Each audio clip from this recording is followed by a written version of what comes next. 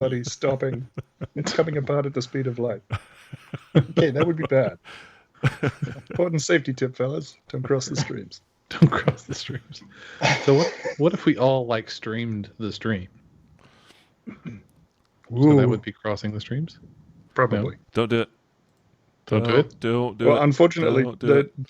if we're all doing it the way Matt's doing it, we'd all lose camera. So then the Yeah. Skype would just be empty. It'd be a wasteland in here. All right. Hey, we I are see us. going. You see us? Yeah. Oh, you're streaming to Twitch. Are y'all actually watching the Twitch stream as we play? I was curious about that. I I pulled did it up. last time. Okay. Cool. Oh God, Just I've been to really watching. consume my bandwidth. I've been watching Community, and now I've got myself going. Cool. Cool. Yeah. Cool. Yeah, it's bad. It's really, really bad. We've never seen it. No, it's cool. It's cool. It's actually quite funny. It's really well written, and I forgot it's the physician, the Asian physician that turned into a comedian. Like he steals the show. I can't remember his name, but he just changes his character like every other season. It seems like, and like he begins out, he's like the Spanish teacher that doesn't know like a Spanish, and just things like that. I love that guy. He's hilarious. There's so He was many a surgeon? memes based on him. He was some sort of doctor. I'm not sure. I know he was a physician. I don't know if he was a surgeon, but Sorry, physician. You said yeah, I may have said surgeon, but yeah, he was a doctor or is a doctor, and just went into comedy and thought, hey, let's be comedic. And he is. He's really funny. You know, I've it'd be seen funny. him do like Jokes. those answer questions or doctor tech support or something like that, if that's the guy I'm thinking of. Doctor tech support? Dr. Tech Support. Okay, yeah, that's it. That sounds like a made-up name, man. I'm Dr. Tech Support. It's like it's some group that puts together these they answer Twitter questions, and he was their answer medical questions. It's like Ask a Doctor. Dr. They Gupta? had Pin Gillette for Ask a Magician. They had Oh, I see. all different people, experts in their fields for Ask whatever. I think they had. I think I've seen that. Yeah. What's the Manganiello or something like that? They had Ask a DM. Yeah, Joe remember. Manganiello. Oh, yeah, That's the one. the guy that was a werewolf in that vampire thing, right? Manganiello. You know, that one werewolf thing. with the Yeah, vampire. well, he was on Critical Role, therefore he was like a guest appearance on Critical Role a couple times. He's the one. Spoilers. He's the one that took. No, wait. Hey, I gave you his 1 hand. second. Pause a second. No, I'm not going to say it because it's a really big spoiler. So never mind. Yeah. You should watch it. It's interesting. No, I was trying to cover my ears, but I've got earbuds episode in, so it didn't 300. help. All they Yeah. did was make it easier for you to hear. I mean, you like just I can have hear to you better. slog through 1,000 hours of Critical Role to get to the end of the first season. Yeah. Yeah. Oh, wow. Oh, they've think got I'm like about 125 10, 20 episodes, 4 hours apiece for season Yeah, one. I think I'm 20 episodes in. Yeah. Yeah, it's good. I mean, I'm actually listening to it on podcast now, just as, I get tired of hearing my own voice. So I listen to other podcasts. I You poor man. I know. It's I was gonna say I struggle with that, but I listen to your podcast, so no, I don't. So I don't You do struggle that with it. specifically. But I struggle with Critical Role audio because there's video, and I feel like I might miss something. Like You I'm do. only getting like half of the experience. You do. And it like That's why you should be watching us on video, right? exactly. Uh-huh. Look at you. Plugging already. So I will say the Critical Role though, like they clean up their act as far as like the sound quality for the first couple episodes are just garbage. But it's their first time. It's like us. I mean, we're not garbage. We're more like pretty trash. We're not hot garbage. We're more sort of rapidly cooling garbage at this point. Lukewarm. Old garbage. Room. It's great. Room temperature garbage. Yeah. That's the next podcast for you. Room temperature garbage. refuge. Room I temperature love how we're garbage. selling ourselves so good. Like Yes. we have Yeah. a lot of faith in ourselves. So this is episode 2 of Age of Heroes, Chronicles of Madness. Is it? Then look Episode how 2. much nicer it looks already. Right? This took me about 78 hours to get what you're seeing right now compared to what it was last time, which is sad Right. because I barely just put like borders. It cost me nothing, and it's worth it. Well, I'm glad you enjoy it. So the last session was pretty much me trying to get all the characters into the game. It was me playing your characters, so that's not going to happen so much anymore. Sorry about that. So I'm going to start out with Caldoon on the back of the cart with the blacksmith that you met on your way up to Yep. Cauldron. Yes. And Varric. I have Varric the blacksmith. yes, I have a map of the Cauldron region. Let me get it centered here before I bring it over. Try to make this professional looking. No, as well as possible. There we go. Okay. So this is the Ooh. Cauldron region. I'm going to let you guys see it now. Like, your characters don't really know this much yet, but as you go along and you start talking to people, you'll start hearing other names. But you've already... That's one thing I got to change. I kept saying hook nose. Last episode. You did. Yeah, you kept called the saying Red hook Dragon nose. hook nose. So there's a reason for that. It's because I'm playing another game, a home game, where one of the characters' names is Dick Nose. And I had that fresh on my brain because we had just played that day. So it's actually Hook Face. That's the name of that red dragon I was telling you about. And you I can, look forward to getting the dragon's name wrong to its hook face. Yeah, exactly. So, Varric could have said hook nose, Yeah. where the dragon's actually name is hook face, and got it all wrong. yes, possible. Very possible. But you can see like the trails are now going east to west where they used to run up by both sides of the layer of the Hook Face. So I don't know if I mentioned how when Hook Face became active, all of the trade routes kind of had to shift away from his area. There's some other names on here: Crazy Jared's Hut and Spiral Long Shadow. Mhm. You don't have to worry about that so much now. He's where That's- you get low-priced used horses. That's what I'm thinking. I need to visit Jared here. Low-priced used horses and lottery tickets. Like, that implies that somewhere you can get an unused horse, which just frightens me a little bit. You know, wild stallion. Yeah. So you and Varric are on the back of this, or riding in the cart going up the hill, and Cauldron is a fortress. Like you're going Who's up the driving? side of this, the horses, the used horses. Sorry. That's all right. Slightly used. So you're going up the side, and Cauldron itself is above the tree line. So you get out of the forest as you get out of the jungle as you're traveling up, and the road is just wide enough for it to be traveled with a cart comfortably, as in like you don't feel like you're teetering on the edge about to fall into an oblivion. Switches back and forth, and you can see. I mean, you can see the walls way before you get there. And I think I may have underdescribed them. These are black obsidian walls that are 50 feet tall. Like, these are massive. This is a fortress.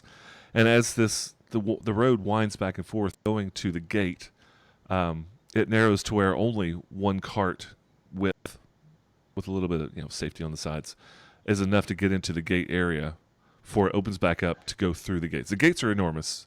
It's not like it's the width of this road, but like it narrows very much. So it's very looks like it's very defensible, designed not to be taken. Guys ride up, and there are a couple of guards, kind of lackadaisically walking about the front gate. The gates are wide open. It's high noon. The rain hasn't started yet. Most of the rains in this area hit in the afternoons. One of the guards kind of just walks up, just casual. He's not like he doesn't come up with a burrowed frow doing his eyes that way. He just comes up, puts his hands up. Halt, please. Varric pulls up the reins. Business or pleasure? Varric goes, well, I'm here to see the blacksmith. I've got some delivery. The guard kind of looks over at Caldoon. Now, Caldoon, I don't remember. Do you kind of keep a cape? Do you keep a hood? I don't remember if you mask your I have a appearance or hooded not. cloak, but I also have disguised self. Are you currently disguised? So I am, when I first met Varric, I was also disguised as just a human. Uh-huh. But I can only keep that up for a little while because it only lasts for an hour. So after our initial meeting, on the ride up here to Cauldron, I had to break it to him. It's like, look, this is not what I really look like. Here's why, I'm in disguised. So he knows this is not what I look like. And I told him, look, I'm going to disguise myself as we go in the door so weird things don't happen. So right now I look like a human. So you have shown your actual face to Varric. I have, yes.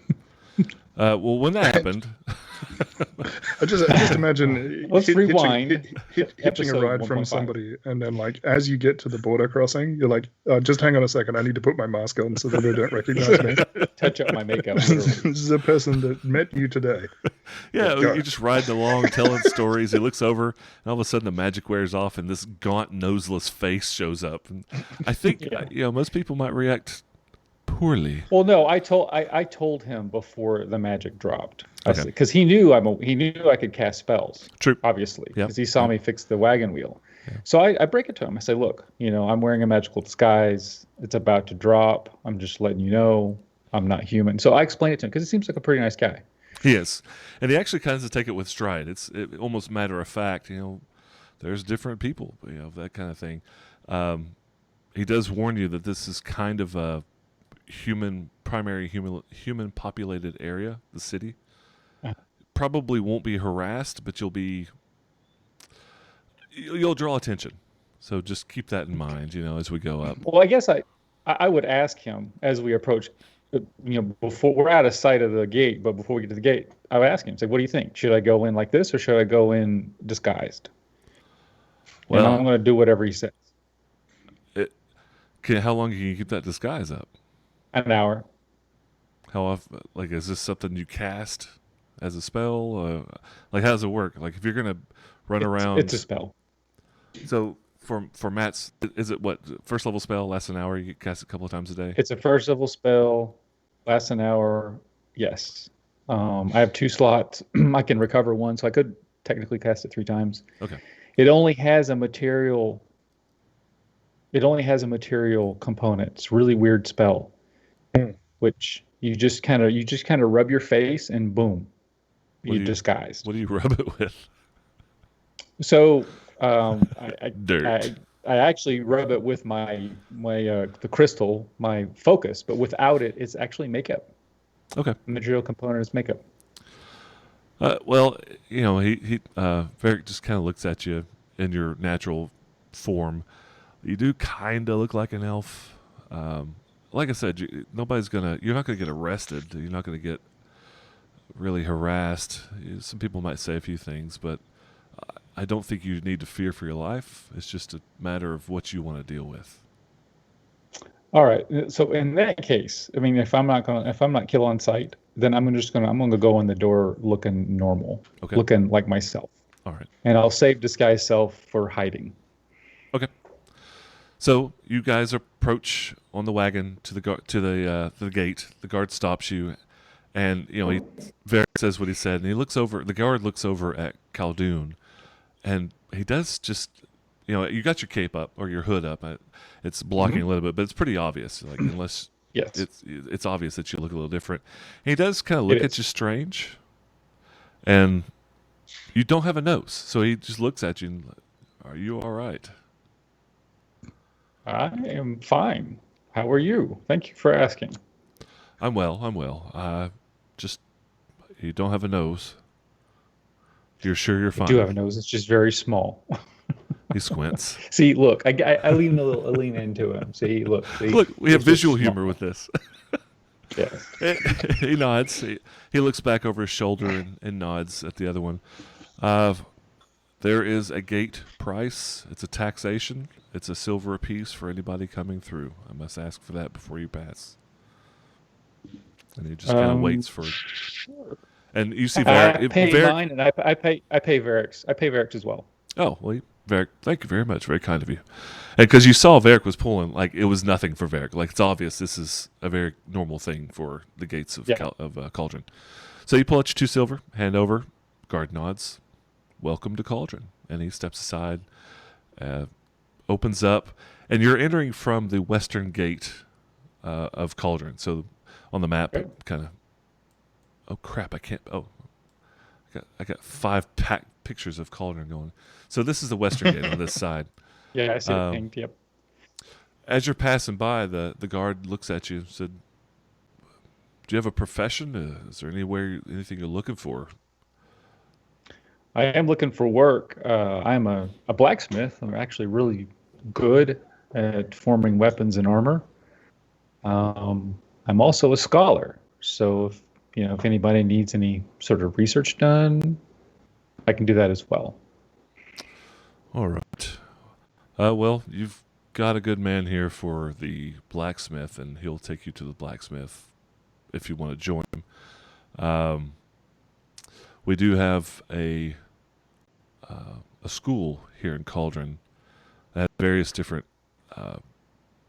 areas of learning, including magic, but mostly history and artifice.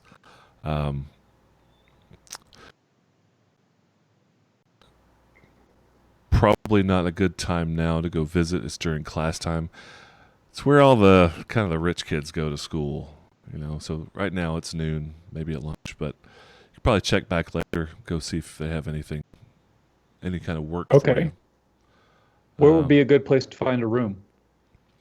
The Drunken Morkoth. It's over. It's on north Obsidian. The Drunken Morkoth.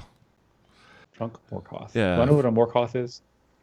Give me a knowledge nature knowledge nature check. All right, just 1 second. So my nature is +3. Okay. D20 plus 3. 11. 11. You've heard of them, but you can't quite place it. Not sure what it is. It's okay, an aquatic so it's creature. A thing. It's not an a aquatic person. creature. Okay, got it. Yeah. Okay. Drunken Morkoth. Yeah. Sounds like fun. And it's northwest Obsidian. If you go pretty much That's out the outer gates, ring? It is the outer ring. Forgot you're not from here. So the outermost ring is Obsidian. It goes to Magma. Goes to Obsidian. That's where kind of the most money, the wealthiest people are. The closer you get to the lake, the less money there is to be had. It's where the poorer folk live closer to the lake, probably because of the smell. Okay. And you're looking past the gate, I have a and small nose. it doesn't block anything. you look into Caldoon, and first thing you notice is the buildings are all like multi-storied, like 3-4 stories apiece. They're almost walls themselves. And all the roads have a inclination of about 13 degrees. They're all extremely steep. Right now, it's all kind of dried mud. Okay. And So the rain washes into the crater. Yeah, and it follows. So you can see the map here. The water just follows the roads, and just goes down to the crater. But that's also where everybody's refuse and chamber pots and things like that all gets dumped out. Yep. And it rains every single day, every afternoon. Even it doesn't matter. This is a tropical area, but every afternoon it rains, which is actually quite helpful. And down around the crater lake, you'll find out that the city itself pays the various different churches to go down to Crater Lake and purify the water of all the refuse that goes down there. So the lake itself is kept pristine by the clergy of Caldoon. But the Drunken Morkoth actually is just right around the corner. Okay. Well, I appreciate the information. And as we ride in, I asked Varric about... You are here. It's a very informative guard. The ping. I asked Varric about... I think I heard him start to say the word guild. So is Caldoon made up of guilds? Like, is there a blacksmith guild and that kind of thing? Ish, but there's not enough of different... There's only one blacksmith, really, in town. Okay. There might be a few others that do their own thing, but like if you say, where's the blacksmith, you only think of the one blacksmith. I got it. Does that make sense? And Varric, takes the wagon on down, goes around the road, pulls up to the Morkoth and says, I'm going to go drop some of this stuff off. Why don't you go check in, get yourself a room. If you want to meet me later, I'll introduce you to the blacksmith. I'll be there for the rest of the afternoon. And where is the blacksmith? It is a northeastern ash or magma. It is over here. Got it. Okay. Okay. All right. Well, I thank him again, and I walk into the inn. I'll see you soon. And we'll fade there. Okay. Fair's on. Same setting, same scene. You know, it's noon. It's always noon. Back of the wagon. Back of a wagon. Your face falls off, and it reveals that you're a noseless, creepy skull beast. No, you're just hoofing it. You're hoofing up this road, and you see the same description. You see these 50-foot obsidian walls, and I didn't mention it, but there are gate. God, I keep clicking the wrong map. There are gate towers all around the map, all around the wall, as well as I'm not a gate tower, but guard towers, as well as the arrow slits on the inside or the outside. Both. Yes. Both. And you approach the same western gate. Okay. You see the same two guardsmen.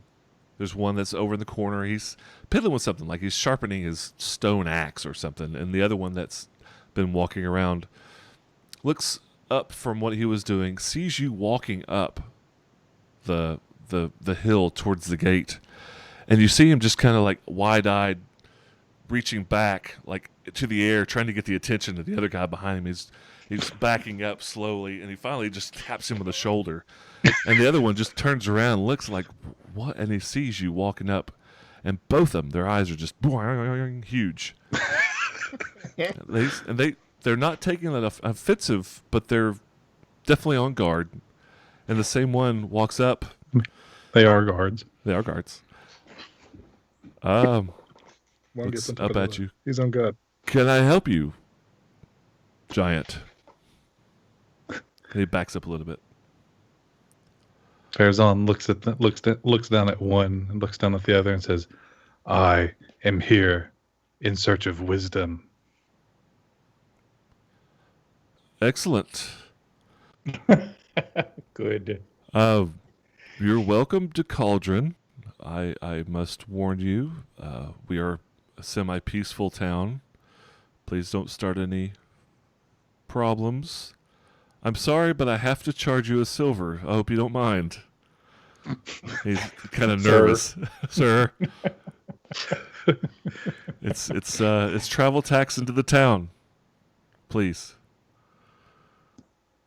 He doesn't say anything. He just reaches in and pulls out the silver and hands it to them. He grabs it, puts it in a pocket. Can I ask if you're looking for work or what your business? I'm not being nosy. It's just my job. He says, I understand. This must be your custom. Yes. It says, I am here on a quest, on a mission, looking for wisdom. Are you an adventurer type? You could say that. So, quick cut. This is Greyhawk. Adventurer is an actual profession. So, someone asks you, are you an adventurer? It is actually a known profession. Kind of like a rock star, You've got the guards who go after the people who rob the stores and make ruckus. You got the adventurers who go, like Witcher. You got the adventurers who go after the monsters and the things that the guard just can't handle. So, little backstory there about the adventurer.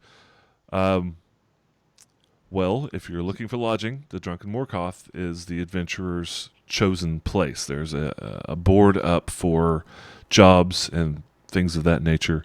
Wisdom, I have none, so I can't help you with that. Sorry. And he's like nice backing up, backing away, backing out of your way, kind of, showing you the way through the gate. He kind of looks through the gate a little bit, and he kind of looks him up and down, and he says, Where would I find enlightenment.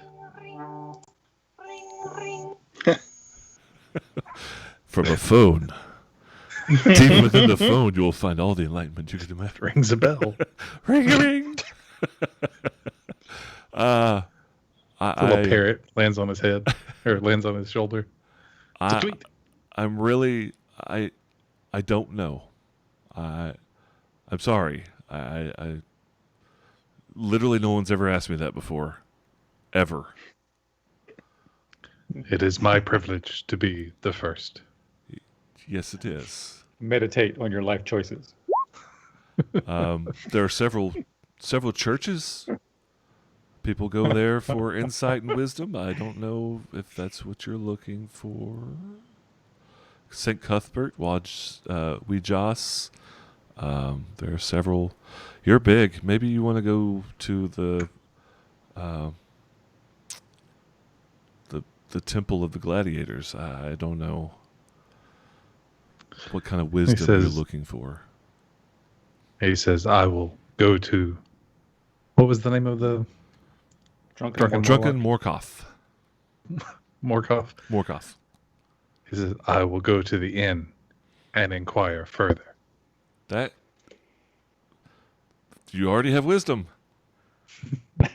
I have gained something from you. Thank you. And he backs out of your way, and they're both... The other one's kind of slack-jawed. Like, you're what, 7'2", bald, white, and I mean, just the biggest, most imposing thing they've ever seen.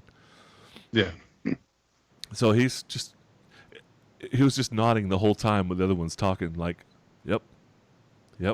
So you head in, go through the gates, same description. Mm-hmm. The roads are super steep, dried mud right now. Go around the corner, and you find the Drunken Morkoth. Okay. And we'll go ahead. Lying in the gutter. Let me ask you real quick. Sure. You said all of the rains drain down the roads? Yes. Okay. So this is Jamie asking the question, not Farazan, because Farazan hadn't thought about this. But I'm assuming, do they drain the lake? Nope. No. They do not. They skim it. Yeah. Okay. You mean there'd be enough evaporation to prevent it from flooding if that's what you're going with it. I was just wondering if every 2 or 3 years they have to just build up, Maybe. Well, they I built a tower and it fell over. There's another tower and it fell over. There'll be no singing. No. So you're not sure. I mean, well, I'm not sure. You're not sure. But looking at the map, there are docks, so the water level does seem to maintain a semblance of, equilibrium through the rains. And it's hot. Like it's you're in the jungle, and the altitude's pretty high, but it's still even this high. It's very, very hot. And you imagine, Jamie would imagine that the evaporation, like Mike was saying, would take off the water as the water comes in. Honestly, when I read that about the city, the first thing I thought was, when do they run out of mud? Yeah. But infinite mud in a volcano, I guess. Magic. Yeah, magic. Yeah, I was just thinking that maybe there's a drain somewhere. It's dripping down into the lava or something, or magma. That's the young maw of a worm, a really big worm. Yeah. Sorry, I didn't mean to give that away. It's a big dune worm. Yeah. Yeah, exactly. Well, you figured it out. Crate dragon. Time to go to the Chronicles of Worms now. All right, we're going to cut from Farazan and go to Tarathiel. Remind me, am I saying that right? Tarathiel, yes? That's correct. Okay, cool. Oh, God, I did it again. How many pinkies does he have? Ouch. Serious acting chops there. He lopped it off. So, Tarathiel, you are actually in the Drunken Morkoth. Because that seems to be what you've discovered since you've been there. You've been in Cauldron now probably about 2 weeks. You were doing your hustle, and you kind of got busted by those thugs. lost your pinky, you took off running, did what you had to do. But But I gained a pinky as well, but I can't use that one. right, that one you just put behind your ear, like I got my spare pinky here. That's right. I keep losing it. I don't know why. I forget it's behind my ear. The Drunken Morkoth is actually kind of like a neutral area. You figured this out just by talking with people throughout town. And when I say neutral area, I mean neutral area in regards to the Thieves Guilds. The kinds of people that cut people's pinkies off. Yes. Now, they are allowed there, but it's kind of a known thing that you come here to conduct business. Because even between the Thieves Guilds, there are more than one. This is the best place to conduct business. They still sell and buy. They may be at each other's ends, at odd ends, but this is a neutral place. So it's a safe place. You're in a happy place. Excuse me. And this fine afternoon, as it happened, as always happens with stories when you're talking about heroes, a hero walks through the door. So you're inside the Drunken Morkoth. You're on the ground level. It's a 3-story tavern inn. It's probably got some of the most, the cleanest rooms for the money that you pay. It's the most affordable, good bang for your buck tavern in the Cauldron, right? So that's why, and they do that. Yeah. You come to find out because they want adventurers to come there. They don't want them to feel like they're being gouged. Food's not bad. It's soup fresh yesterday kind of thing. But one of the interesting things about any of the taverns and the alcohols that they have here is it's a lot of tropical drinks. You've got Pina Colada types and fruity drinks and things like that. You've got sweet meads. You've got sweet ales that are created with the fruits, banana, pineapple, coconut. So most anywhere else you go in Greyhawk, these prices would be out the roof. But this stuff is harvested at the base of the mountain. So normal ale is no more expensive. It's just all these big fruity good drinks are also Pineapple liqueur. Yeah. Or like a banana Shiraz or things like that. So, and one of the most favorite umbrella and that. Yeah, it's a Pina Colada for sure. Like you got like a whole pineapple hanging off the side of it, like a Bloody Mary that has a steak attached. You've seen those. Yes. It's a full meal. It's spicy and good. The pinky floating in it. Just I'm sensing a theme. You started it. Yeah, I did. You're gonna leave like a trail of pinkies everywhere you go. Yeah, that's my calling card now. One of the most favorite dishes for dessert is banana Foster. So go figure. But like I said, good prices. You can stay here if you want. There are cheaper places. Most of the cheaper places are common rooms, though. And you do know for a fact that one of the common rooms is run by another guild. And they do not guarantee the safety of your items. No bodily harm, but it's kind of a well-known thing that if you stay there, there's a good chance you might get robbed. And it's probably by the people that run the place. So the Drunken Morkoth is the place to go, particularly for travelers and adventurers. One of the things about the Drunken Morkoth is outside there is an actual job board. And a lot of the jobs are just mundane jobs, needing help cleaning up this or need help harvesting the banana, things like that, just mundane everyday jobs for seasonal workers and things like that. But there's a separate, smaller side that actually has adventurer board above it. And currently there is one up there, but it's been marked out. It was kind of written shorthand. Some gnome was needing help cleaning out the basement of his tower to create his brewery. And that one's been taken care of and marked off the list. But there's no other current jobs right now. So inside, and as you're inside, you're having lunch this afternoon, and you see Caldoon. Could you re-describe yourself? Because I'm having a hard time remembering. I know your race, and that's about it. He doesn't have a nose. No nose. It's very, very small. Very small nose. No. So how does he smell? Caldoon, Terrible. he's tall. He's not Farzan tall, but he's tall and thin. His yellow skin. He's gaunt. Red hair, kind of spiky, bright blue eyes. He walks with confidence. Looks around like he's taking in the area. He's wearing a cloak, like a light cloak with a hood. He has the hood up, but he's not like deep in shadows. He just has the kind of hood up, So if you were to see him from the rear, he's just like a tall human walking away.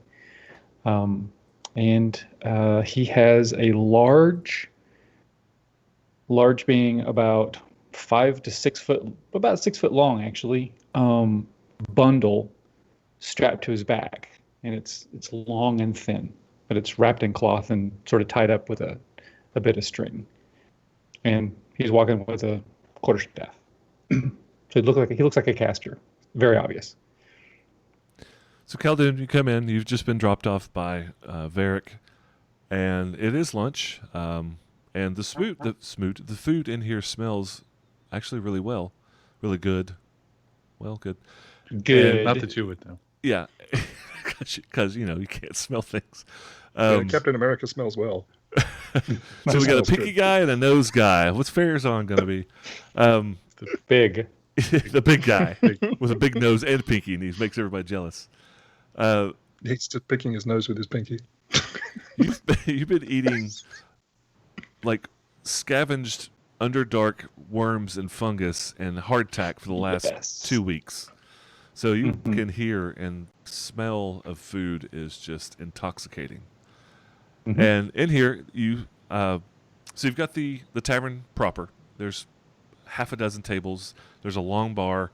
There's a barkeep, kind of a middle-aged, pork-bellied human with dark hair. Always seem to be washing the same glass. But there's a pretty young, like a young, like early 20s blonde girl, very pretty, who seems to be the waitress, who kind of floats around like an absent-minded butterfly. Like it's almost like she's bouncing off the tables and, just very flighty. I thought about doing the whole casting them from a famous actor or actress, and the only thing I can think of is the girl from Harry Potter who was just kind of ditzy and like I can't remember. Luna Lovegood. Luna Lovegood. If anything you think of Luna Lovegood style, like how she's just kind of like, oh no, and just kind of floating around, taking orders and things like that. You hear her talking. She's got this really soft, high-pitched voice and just kind of nods and just, it's like she's just ephemeral and floating throughout the tavern. And you see the stairs, obviously go upstairs to the second and third floor where you assume the tavern or the rooms are of the inn. Pretty full. And the interesting thing, though, is she does not look like everybody else. The people in this region, and really in Greyhawk in general, are all either like Middle Eastern skin style. Like everybody's dark hair, dark skin, squat, dark-eyed, or Eastern Indian or Western. Everybody's of a darker complexion. You don't have very many, quote, Anglo style or looking people like the 3 or 4 of us. She sticks out like a sore thumb. She is blonde, blue-haired, very pale skin. You don't know enough about the region, but you tell she is not of the same cut as everybody else. Did you say blonde and blue-haired? Did you mean blue-eyed? Did I? No, blonde-eyed, blue-haired. Yes. Yeah. Okay. Stop. But that. she's human. Go back. Go forward. As far as she is tell. human. Everybody here, everybody you've seen so far has been human. Okay. However, when you do walk in, you see your first non-human sitting, just in the tavern somewhere, just sitting having lunch. Have a seat. Wait for the waitress. She walks over. Hello, I'm Nalini. Would you like something to eat? What? Nalini. Sorry, what was your name? Nalini. Nalini. Nalini. I look at her. Nalini. Okay, Nalini. Nalini. I would like some meat. Cooked, please. Show. Human. What kind of meat do you have? Right now we have beef, mostly chunks for the That's good. stew. I'll take that. Just the beef. Yes, I would like some meat, and something to drink. What do you have to drink? Ale. Ale sounds good. Ale. Yes, some meat, cooked meat, and some ale, please. Show. And she flitters off like a wandering butterfly again. She walks over to the bar. And as she's walking away, getting your food, you kind of hear the creaking of the wood around the door before anything actually walks in through the door. And ducking its head in, one of the largest bipedal creatures you've ever seen. 7 feet. Well, Farazan, please describe yourself. Okay. So officially, and by officially, it's written down on a piece of paper. 7 feet 8 inches tall, 350 pounds from the northeast. No, sorry. He is mostly, his skin is mostly a dull gray. He has what almost look like metal ridges along parts of his body, like along, cheekbones or, the eyebrow line, stuff like that. They look, almost tattooed or inked onto him somehow, but they have a sheen to them, almost metallic. He has, well, in the picture, unfortunately, that's not right, but he's got long, silvery hair that's almost metallic looking again. And then so they're braided. And so there's sections of it that have metal rings around them. So they're kind of kept back at the back of his head. And then he has armor, chainmail armor, and then over that, some loose-fitting clothing, earth-toned. His arms are bare, pretty muscular. But, he's 7 feet tall, so you would assume he has to be at least strong enough to walk around. So, but pretty kind of neutral on I get that all the time. What's that? I get that all the time. You look strong enough to walk. Yeah. Well, you're Sure. bigger guy, just by definition, Yeah. you're going to be stronger. Right. I don't even exercise. Yeah. Yeah. Well, the Brute Squad. I am the Brute Squad. He is the Brute Squad. Yes, he's got tattoo across his forehead says Brute Squad. Where's your Holocaust cloak? What? Oh, Where's your Holocaust cloak? Why did you tell me? So you see the same scene. Rather busy, common folk, as described, like the nationality wise, and you see Nalini. She's floating around. You do see Caldoon's character, and you also see another non-human in here. And Tarathiel, if you wouldn't mind describing yourself again, please. Sure. Tarathiel is 5'2", about 150-ish pounds. Slim, pale, brown hair, green eyes. He's got scars across his face, almost like he's been slashed by an animal of some description. And his hair is shaved on one side, kind of where the scars go into it. Oops, sorry. He's dressed in brown cloth and leather. And when Caldoon comes in, he's kind of eating his salad. He's eating left-handed, despite being right-handed, because he had an incident recently with his right hand. But when Caldoon comes in, his right hand kind of drops under the table, in part to hide the fact that he's missing a finger, because it's a way to identify him, but in part to rest his hand on one of the two daggers at his side. And when Farazan comes in, he stops eating his salad and is now just paying a lot of attention to what's going on in the room. He looks young, but being an elf, he's got pointed ears, so he's clearly an elf. But being an elf, that might be deceiving. Might not be as young as he looks. And so the patrons, the people of Cauldron, they see, Tarathiel, when you came in, they kind of looked at you. Of the three of you, you look the most human. probably fairer skinned than most around here, which isn't a huge thing. It's just you ain't from around these parts. So you walk in, and you're the first one that's been there, and you get kind of a couple of glances and a little head nod, and they go back to their business, and you sit down, and then Caldoon comes in, and people look up. Every time someone walks in, everybody looks, and their eyes linger a little longer, staring kind of at his quote noseless face. He goes and sits down, and it's kind of the same thing. It's very. These people are just hard workers. They're eating. You don't pose much of a threat. They just kind of look at you and go about their business. Farazan walks in, and half of them stop eating. Some of them kind of sit back, like waiting for something to happen. Farazan walks through, and I don't know if Farazan, what are you planning on doing when you get here? Like you have the room, you have gathered everyone's attention. Well, since he's from a mountain community, and this is all kind of new to him, he will look around. I mean, is there like a hostess, but just Niley or whatever? Nalini, yeah, you see her. Nalini. She's the obvious waitress, and she's bouncing around from table to table. Okay. She doesn't seat you though. You kind of go in and find your own seat. Is that what you're asking? Well, no. So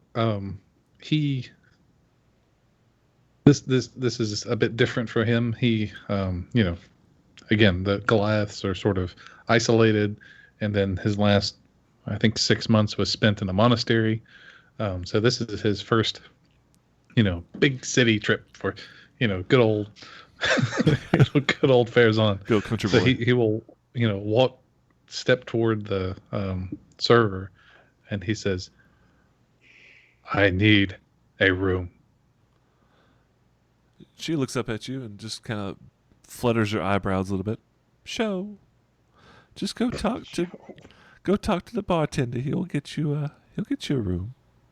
Are you hungry? I am not. Okay. And she flitters off. And he will make his way over to the bartender.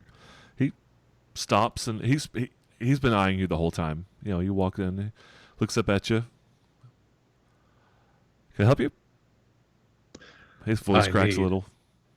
A room. Sure. Just a standard room.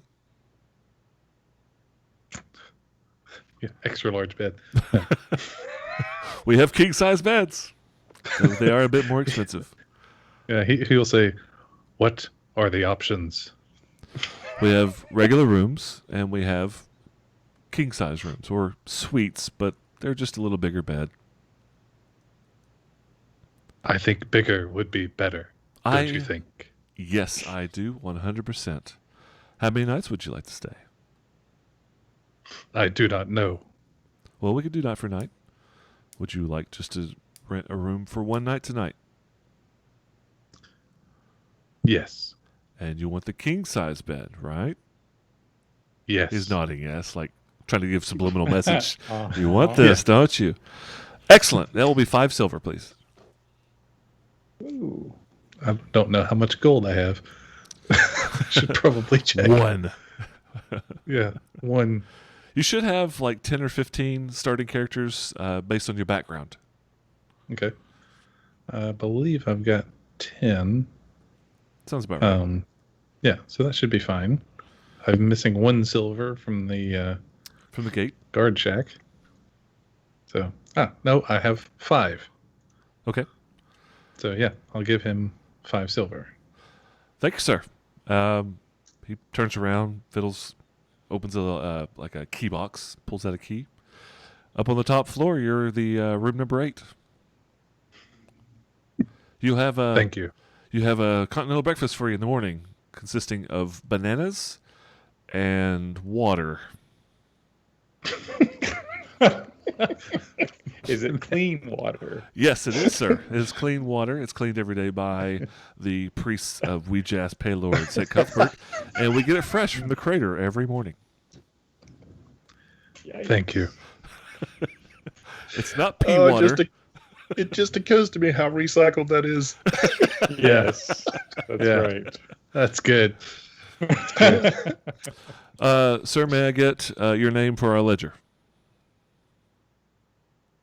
Does he offer write it down or just tell him? Just tell him. He's holding a ledger with a pen in his hand. My name is Fairzon Kalrektamasha. Fairzon. Got it. Welcome to the Drunken Morkoff. And Thank now you. you look around, and now that everybody's and it's obvious that the rest of the patrons, once you start talking to the bartender and he's not like freaking out, he's having a conversation with you, they all kind of settle down and go back to eating. So you're getting very much the impression that the Drunken Morkoth is a place for adventurers, and that strange people come here quite a bit. Okay. People stare like a celebrity walks in. They look at you and they're like, "Oh, that's different. What's this person? And what's their story?" But it's like living in Hollywood. You see somebody come in every other day. You learn not to bother them. Not so much because you want to piss them off, but adventurers might kill you. So they look at you. They understand who you are. They nod acknowledgement, but then they give you your space. That's kind of the feeling you get from here. Fair enough. Yeah, but like you spoke with Nalini, and she spoke with you. You talked to the barkeep. He was a bit nervous, but he talked to you. He was very friendly with you. So you get that feeling of standoffishness, but if you approach them, they'll talk to you. Okay. And so before he turns and leaves, he will ask. He'll ask the same sort of looking for enlightenment question. Well, you mean education, spiritual? What do you lose weight? You want to enlighten your gut? What do you mean? What, can you give me some idea? So I search for knowledge and wisdom. I do not know of what type. I believe that the universe will guide me to what I need. But you know Cauldron. I do. So let me just give you a couple of names. Maybe that'll help you. We've got several churches in town, and we also have the academy, Blue Crater Academy. It's where they teach magic. It's where they teach the students. It's where they have the research libraries. If that's the wisdom you're looking for, that would be a good place to start.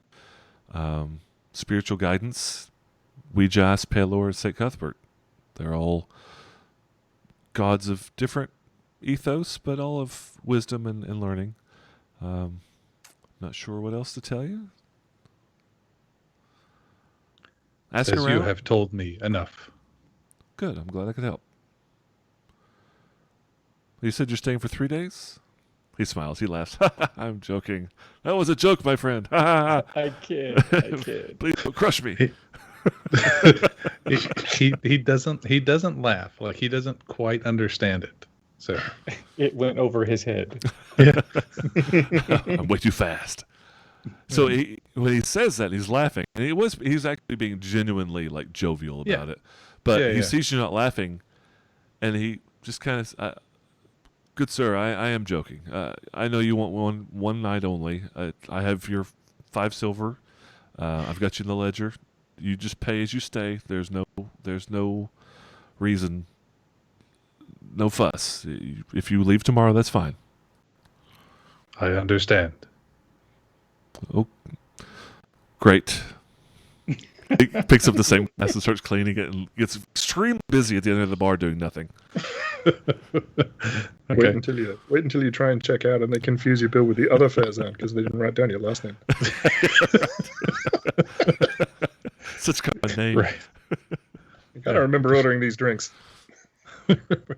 All 75 of them. I didn't watch that show. Why is it on my bill? So, everybody's eating lunch. Fairzon, you've got a place to stay for the night. Tarathiel, Caldoon, any plans for the day? Well, I'm going to get a room first. All right. And Yeah, watch out for the barkeep, though. Yeah. Yeah, he's a mean one. Yeah, it seems like it. And then I'm gonna head over to the blacksmith and see what I can do about getting some kind of employment.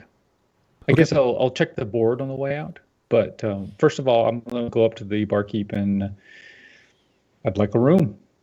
He nods. Any particular number of days? You want to go as day by day? I'm gonna go day by day. I'm new to the area, so I really don't know what I'm gonna be doing here soon. All right. We only have regular rooms left. The enormous gentleman that just walked away took our only king size bed.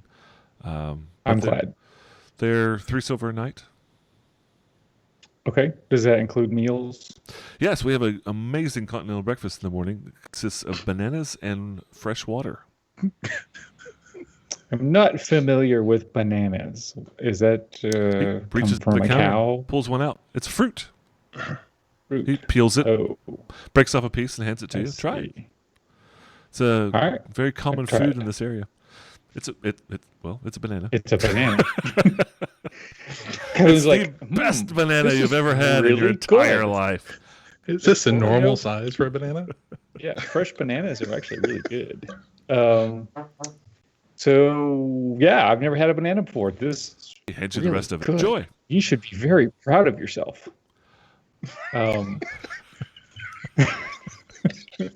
He smiles knowingly at Blake, like, yeah, you're a strange person.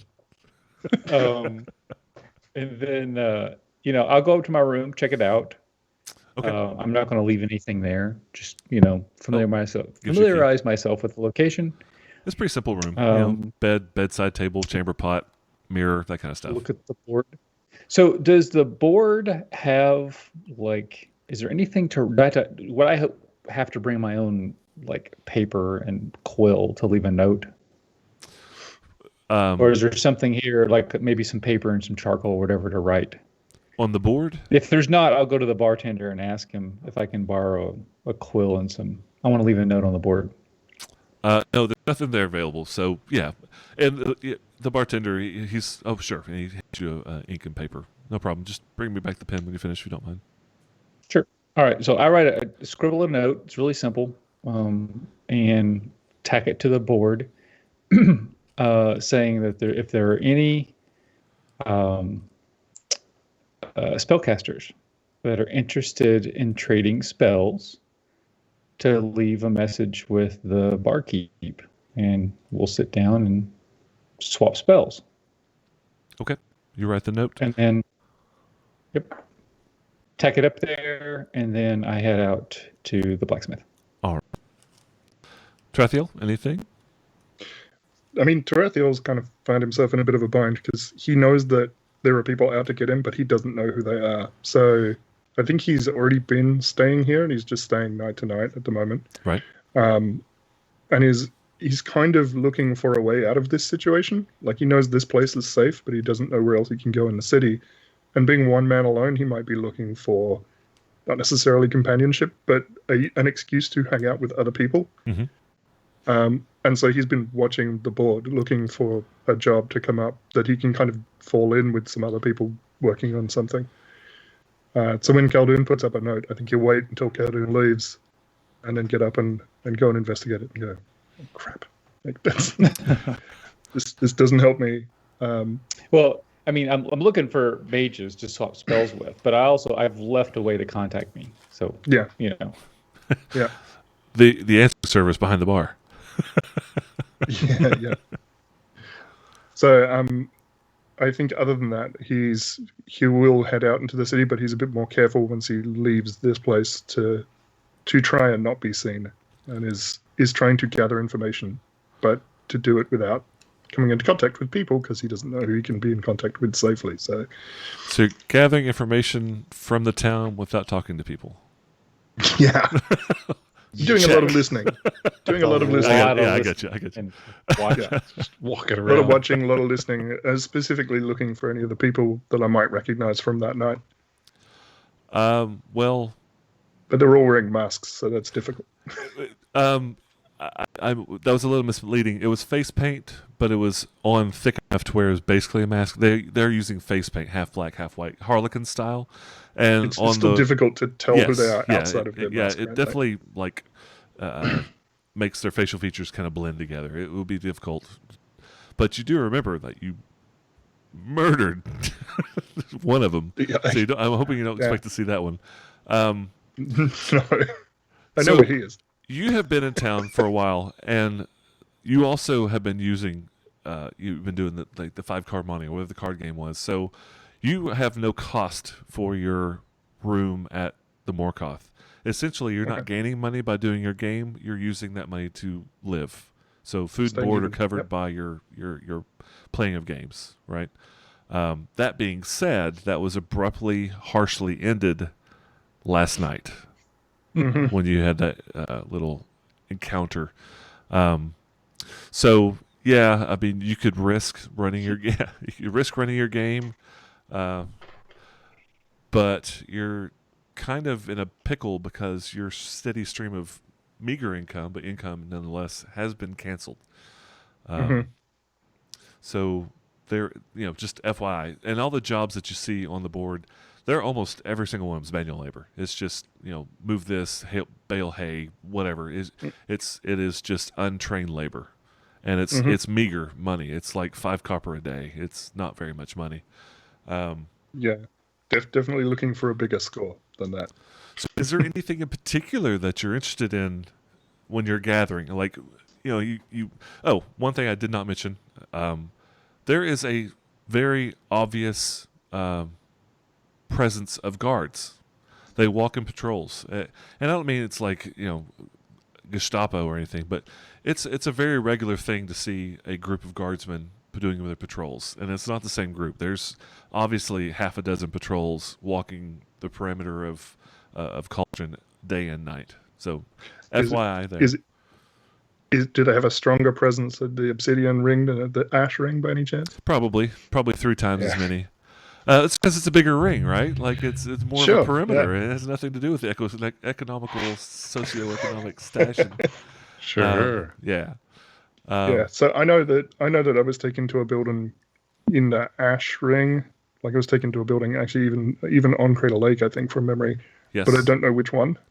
Well, In all the chaos and commotion, I may not remember precisely which one it is. actually, when you were taken there the first place, when your head was covered in the 15 lefts and 15 rights, that kind of thing, you got a little mixed up. But when you left, no, you have a pretty good idea where you were. Yeah, but when I left, I was being chased, so I don't know whether or not I know the precise building that I was in. But You do. and I'm not. Yes, I'm not I'm really telling you, certain. you do remember where you came from. Okay, and then I'm not certain how safe it is to be around there. So I might be giving that a that's bit a of larger berth mystery. at the moment. Yeah, I might be giving that a bit of a wide berth for the moment. But Okay. I think, like you asked about specifics of what I'm looking for, I would like to know more about these people with the black and white face paint to try and figure out like who these people are. Okay, so just to I've let you got know, an idea conceptually of who they are, but just like I'm pinging on the map. It was in this area that you ran from, and you know that if you were to come back here, you'd recognize the building. okay. Just FYI. It's because all the discarded pinkies out front. Yeah, right. The trail of pinkies you left on the way out. I only took one. It honestly doesn't take much time. Really, just a couple of nights in some of the bars where the guardsmen hang out. There's one in the northern Obsidian ring, frequented pretty often by guards, and it's no real difficulty to figure out who these people. The Thieves Guild that took your finger are known as the Last Laugh, like ha ha ha laugh, last laugh.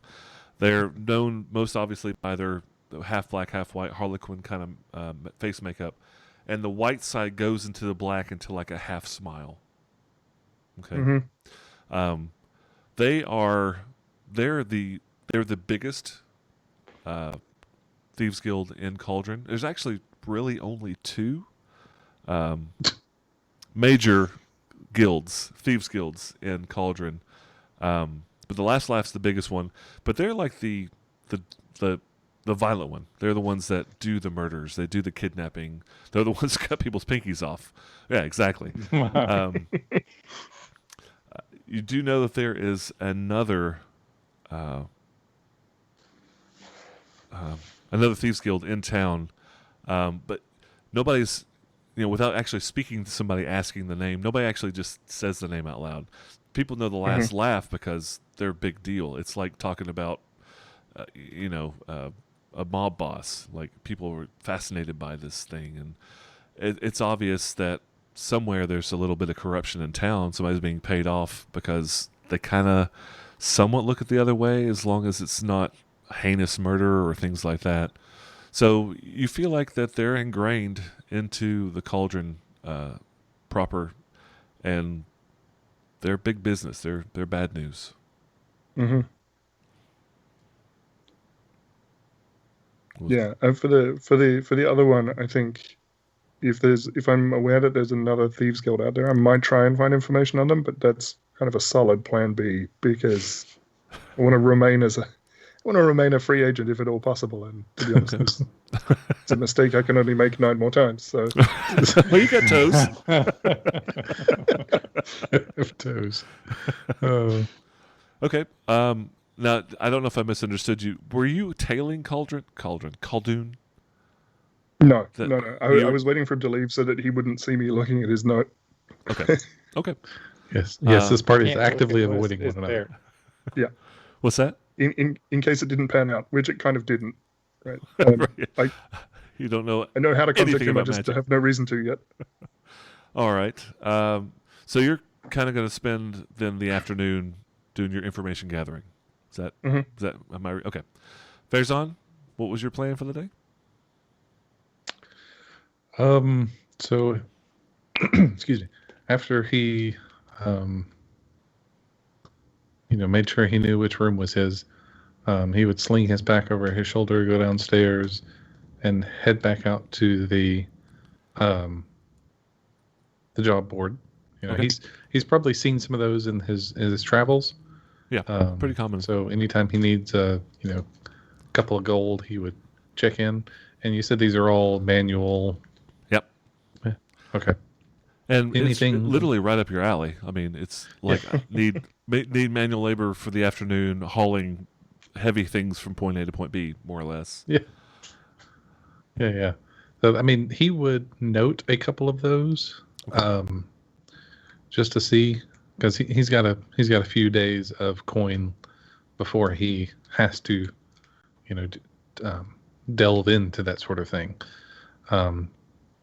But he would probably just walk around and take in the sights, just to get the lay of the land, as it were. Okay. Look for wisdom. Yes. And patience. How long does that take? Just picking up rocks. He's going to walk around and smash all of the pottery. Yeah. Cut all the grass. Friendly like Are there any potions in this? There could be a potion in this. I drink it. Okay. Yeah. So you did go back and look at the job board, and you did notice that there was this kind of an odd job asking for other wizards to trade spells with. Okay. Can't really say that it's new to you because you just got here, but it doesn't really mesh with the rest of the jobs of just basic labor. Yeah. I mean, I wouldn't say he's looking for anything extraordinary, but if nothing was like, go help protect this village from a dragon attack, obviously when that's kind of sort of up his unusual radar, I guess. Yes. But otherwise he will walk around and essentially just randomly choose a direction each time he comes to an intersection. Okay. And then we will jump over to Caldoon. Okay. I gave you kind of a little off. The blacksmith is more in the southeastern Ash area down here, 24. So, Cauldron itself is almost a mile in diameter. It's a big area. That's big. Yeah, it's I think it's maybe a 750 feet shy of a mile diameter, something like that. So it's almost a mile diameter. It's an enormous, enormous city. And there are actual like rickshaw kind of things, like taxi-ish kind of available if you want to take those anytime. 2 or 3 copper a piece to get you to the other side of town if you choose to do that. But it's no problem to go on foot. Like, you can travel. They probably avoid fares on, though. Yeah, you'd probably get charged quadruple and told to fuck off. Just imagine you riding down the street with one foot in each one, like you said, 2 side by side. Skates. like Ant-Man on that kneeboard. Yeah, exactly. All right, Caldoon, you head over to the smithy. It is Gurnazarn's Smithy is the name of it. And Gordazarn? Gurnezarn. Gurnazarn's Smithy. Okay. And walk inside, and you hear the sounds of multiple smiths, multiple hammers on anvil. Cool. One of the first things you notice, which kind of sticks out in Cauldron, is Gurnazarn is a dwarf. And you see him back in the back. And he's not actually himself doing any of the work at this point. He looks like he's got a few apprentices working on a few items. It's a big, big smithy. Like, it takes up... Well, you can see on the map, it's a fairly large building. It's as big as some of the churches that you passed on the way here. Like, it's a large building. And as it turns out, it's the only true smith dedicated to smithy in town. The things they produce mostly is labor items. And the quality Plows, axes, shovels. Yeah, things like that. He does have weapons, but the quality that it looks like he's producing is made for function versus, like... It's not bad quality at all. It's just not pretty. It's made to be functional. It's obvious that he doesn't care about making a shovel look gorgeous or anything like that. But there is a wall of weapons and a couple of armor racks up on the side, and that craftsmanship's actually quite well. Quite good. Very classic dwarven architect style with the etching. I forgot the actual real world style, what it is. I'll think of it later. But it's very good dwarven craftsmanship, and it's obviously not done by his 4 other human apprentices who are in there. And you see him. He's over in the back, and he's kind of walking through, looking at some of the work. And you see Varric. He's kind of just walking with him, talking about a few things. Varric sees you walk in. And he beckons for you to come over across. Back to the back, and this is just an open thing. There's no front counter. It's like an open air forge. Several forges. It's a hall more than anything, and it reminds you of a dwarf. What you would imagine a dwarven hall would look like, just open with a couple of pillars and then work areas between the pillars, things like that.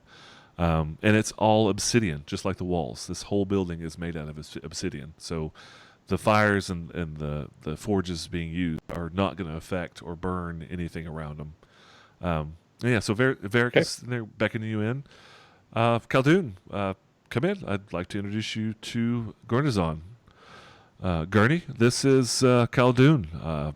Met him on the roads coming to Cauldron. Seems to have a knack for smithing and arcane smithing, really. He helped me fix my wagon with a snap of a finger. And no, go ahead. Go ahead. So I walked up to them. I look at the dwarf and reach out my hand to shake his hand. He grabs it. He's got good firm blacksmith grip. Right. Yep. Very nice to meet you. Varric was very kind enough to give me a ride into town, and we were speaking. And I'm a craftsman, blacksmith by trade, and I was just wondering, I'm looking for work. Do you have a need for any craftsmen? I can show you some work that I've already done if you're interested. Do you mind pulling your hood back? He's kind of a younger dwarf. Back. He's got like the long red beard. As far as dwarves goes, he's a fairly young guy. He's not an older dwarf. He looks up at you. Yeah, so I push my hood back. So if you've never seen a Githyanki before, I just look like a weird elf. Yeah, with no nose. Yeah. He does look at you for a minute and kind of, he's checking you out. He's looking at your ears and looking at your nose. Can't see I've ever seen your kind before. I'm not from around these parts. But I reach You back make fun of me, and boy. I pull the bundle off my back and I lay it down and I unbind it and I flip it open and I show him the silver greatsword with the the Githyanki motif. This is an example of my craftsmanship. You unwrap it and his eyes just kind of not like wide, but it's just a desire to have it kind of feeling, like my precious sort of thing. Oh, but great. but I don't mean like he doesn't grab it and like stab you with it, but he's looking at it and he just looks at you kind of almost like, basically in shock. Did you craft this yourself? Did. Yes, I've got work for you. You're hired. He closes the cloth back up and kind of reverently hands it back to you. Yeah, I put it back on my back. That's some masterful work, my boy. I've never seen anything quite like that. What? Thank you. I love to make things. So if you've got anything for me to be done, I will be more than happy to do my best. Well, he points back in the back, and there's, like I said, there's 4 apprentices doing work, but there's like half a dozen other empty anvils. Like this, like I said, this place is enormous. Pick one. You've always got a place here if you need it. What you make, you get your cut of everything you make. So in game terms, you're going to make about 3 to 5 silver a day if you spend time working in here. We'll go over the whole recreating this sword later. But he does, he did hand it to you. He escorts you over, and Varric's following you around, and he's, can you make another one of these swords? Like, may I look at it again? He's making another sword. Yeah, I mean, I take it off my back, I lay it, and I unwrap it again. I says, if you've got the materials, I can make it. It's just, what kind of I tell him what the materials are. He's tapping it, and he looks it over. No, it's not obviously. It's maybe it's not obvious, but it's not a magic weapon. It's a really nice silver greatsword, but yeah, but it's not made of normal standard material either. No, it's made of silver and some other materials. Yes, so I was like, right. Yeah, and that's what he's at. He's, it's, he's tapping the metal and he pulls out something and sprinkles on it and dusts it off and flips it. He's doing all he's examining this blade like a grandmaster artisan. What kind of metal is this? I've never seen anything like this before. Well, I describe it as silver. I'm not going to tell him a fortune in the astral plane. I mean, that'd be kind of weird, but I just describe it as silver. And I'm not going to lie to him. Yeah. But I'll not going to tell him the materials truth. I need. It's a forging these is a secret how it's done, but I can make them for you. I understand. Every master has their craft, and masters keep their secrets. Think about it. I would love to know how to make this blade, or a blade like it. But yes, you are welcome here, day or night. We do close up in the afternoons, but hell, he hands you one of his keys. You're welcome here anytime. And I appreciate your trust. And he hands you the blade back, and he kind of grabs Varric, walks away. He's like, if you want to work now, that's fine. You talk to anybody here. All the materials you need are here available. Just make yourself a home. Okay. All right. So we, at a game. Yep. We can work out the details later, Yep. but at this point, he would much prefer to work for material to make his own armor and weapons than for cash. Okay. Because that's what he needs right now. We'll keep it in basically a cash value. Okay. Like you earn this much gold worth of stuff to do this. instead of saying you have 15 ounces of pig iron. No, I don't want to do that. Got it. So yeah, I'll just give you a monetary value, and whatever you're trying to build up towards, you just let me know what it is, and whenever you get enough material built up, we'll go for a craftsman check. Okay. 14 All right. drachmas. Drachmas. Drachma, yes. All right, so I'll work.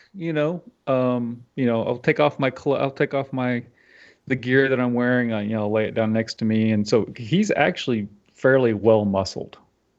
And he goes to work, making whatever he needs done. So whether it's swords or plows or whatever, he doesn't care. He just likes to make. Dabs a little. And yes, that's right. And so when the sun starts getting low, he'll gather his stuff and head back to the inn. Okay. So basically spend the afternoon smithing. Farazan, you spend the afternoon just kind of wandering around town. You have seen, and basically Terethiel also. Once or twice you kind of see each other. More Terethiel, you see him versus him seeing you. Because you're trying to be kind of quiet and stealthy, but he also sticks out like a turd in a punch bowl, or Crater Lake, as it were. And Farazan, there are 4 separate churches, all of very distinct style. You also pass by the Blue Crater Academy, which, second really to the Temple of Weejass, is the biggest building. You can see it from one side you can see it from across Cauldron. It's an enormous multi-story building, and it's basically the College of Cauldron. It's called the Blue Crater Academy. Okay. Spend the day kind of gathering information. You kind of hear, even you, Terethiel, I know you're like listening, but you occasionally will bump into somebody and kind of keep your low and keep your hand hidden so it's not obvious. I will say though, now that you've had your finger chopped, you remember seeing 1 or 2 other people in the past 2 weeks, just in passing, who are missing a pinky. So you're part of the club now. Yeah. I mean, it's not super obvious, but it's like when you buy a car, you see the car that you own, everybody's got one all of a sudden. So you notice the pinky-less people. There's a secret handshake where you just have to rub the palm of the other person with your nub. You just nub. Touch nubs. Yeah. I was going to make a docking joke. I don't think I'm going to do it now. So Nice. yeah, so you're going around town, kind of gathering information. You hear that there's been kind of a rash of kidnappings. You also hear that the Morkoth that the drunken Morkoth was named after is a beast that lives in the bottom of Crater Lake, and it comes up every 100 years and destroys the town. Right. What? Yeah. Tonight's the 100-year anniversary of the last one. Yes, exactly. It just turns out it's tomorrow.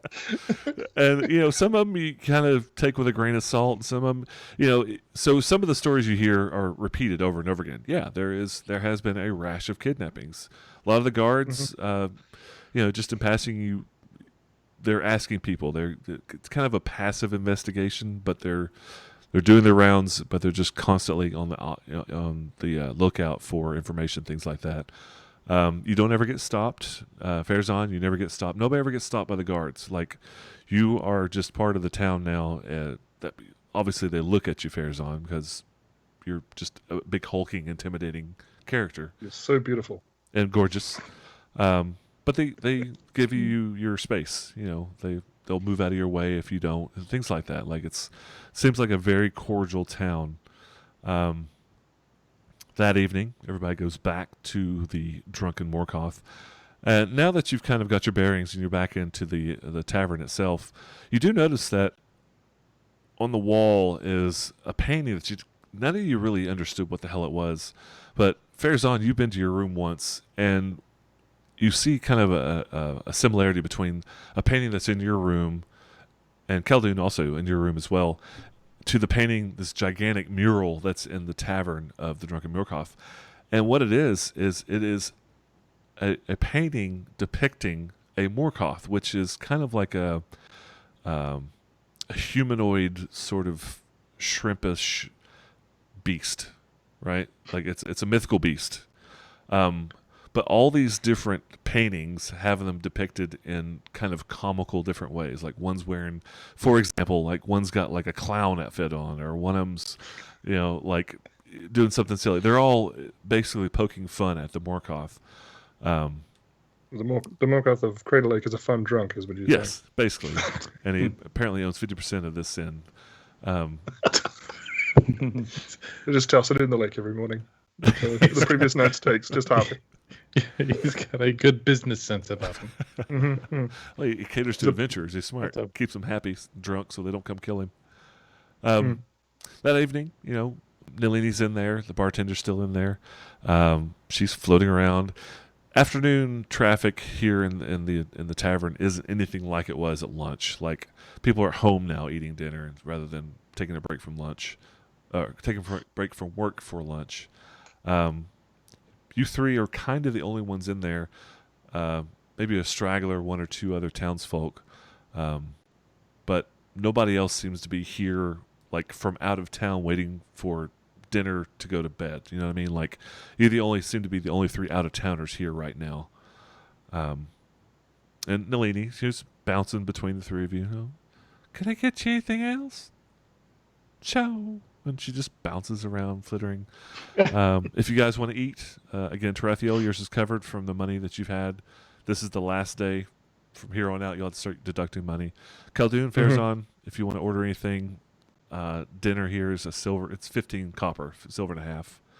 And it's good amount of food.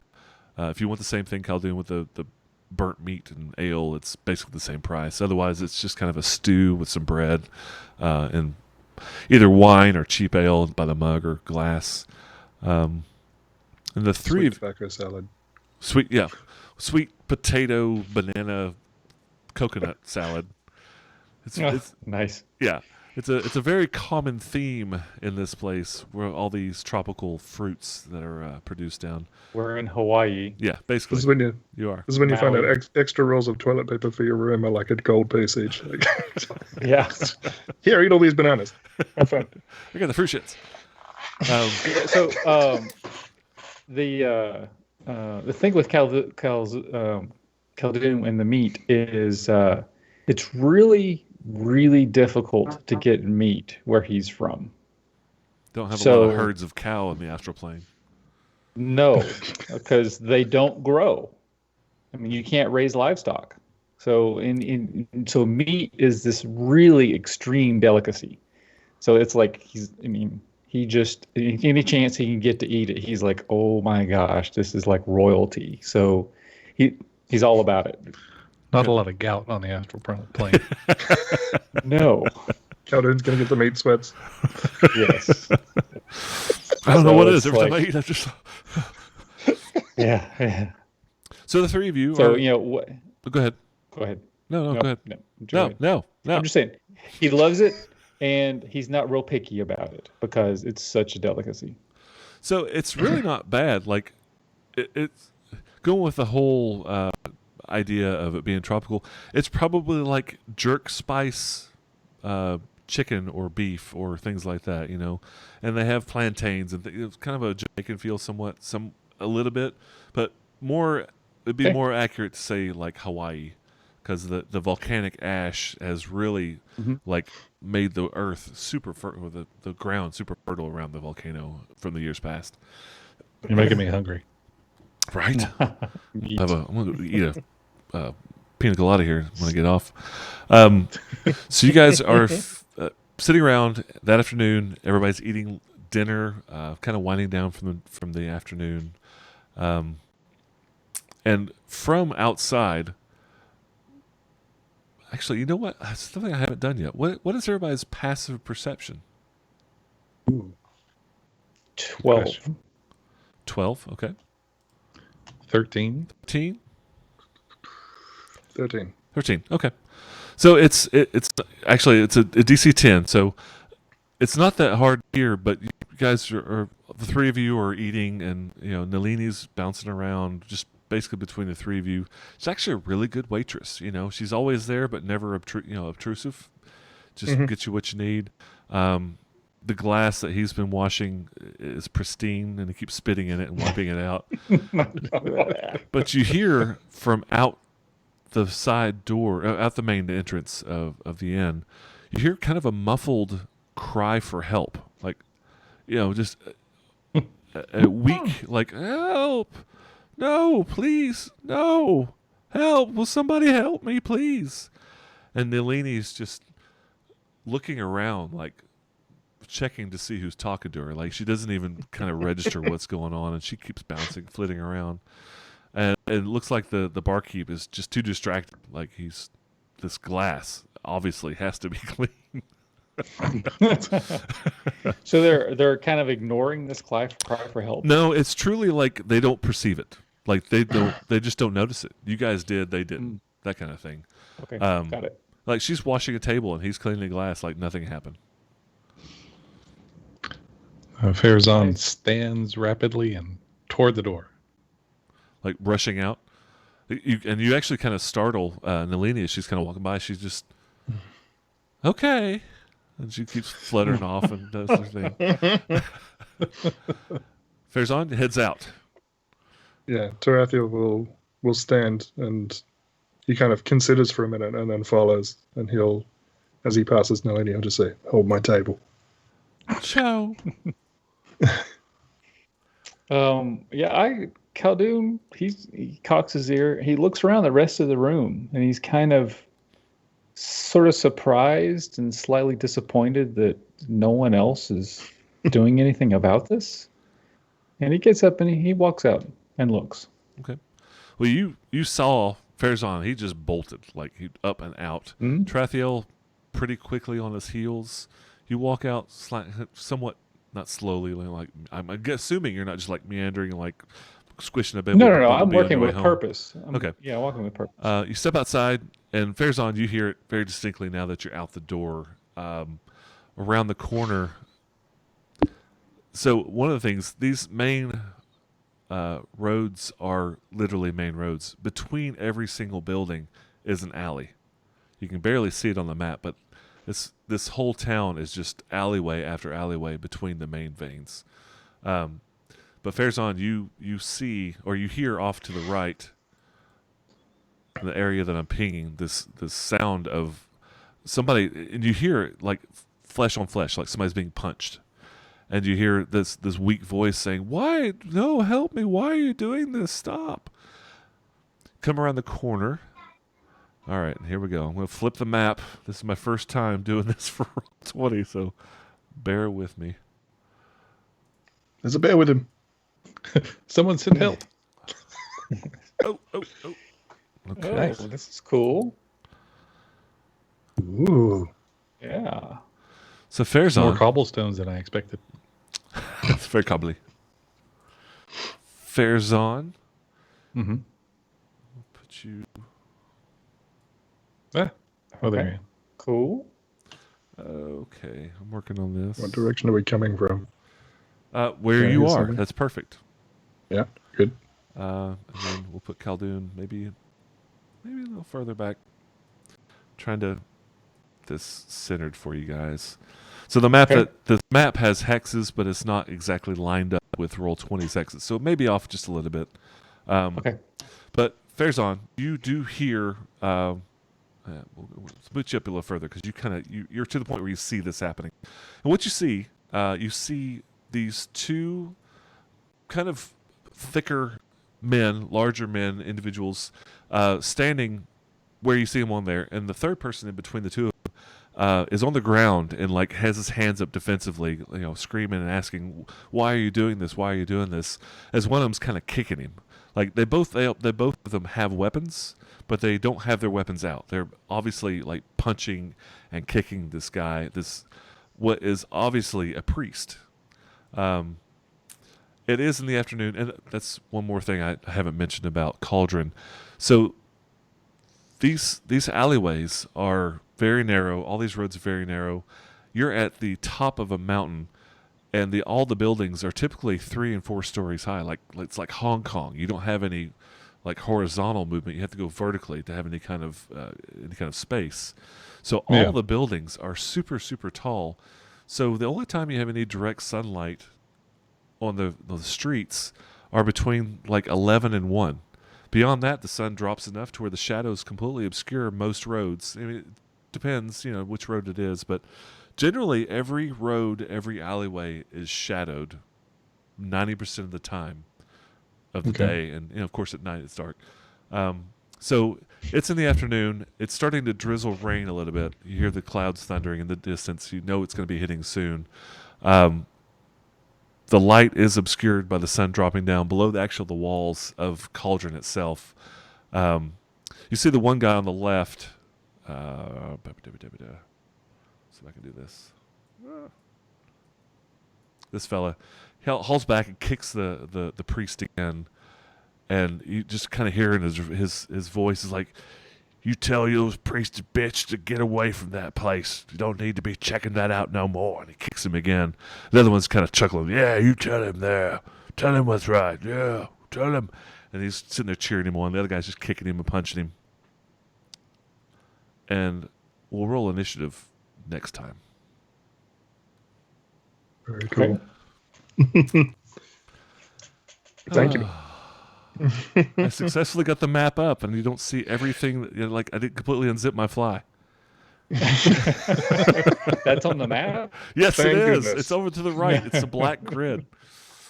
So yeah, we're gonna we'll pick up next time. We'll start here, and we'll do another live stream. If anybody has watching this and has paid attention at all, we have no really regular set schedule, just kind of behind the curtain. We're doing this to where we get enough to where we have a nice little flow that we can drop it on YouTube. But the idea is eventually to have a regular recording schedule. We don't yet, so if you are watching this and you're not one of the four of us, keep an eye out. We'll be recording again soon. Thanks for watching. This has been a production of the Back Patio Network. I'll see you guys next time. Bye.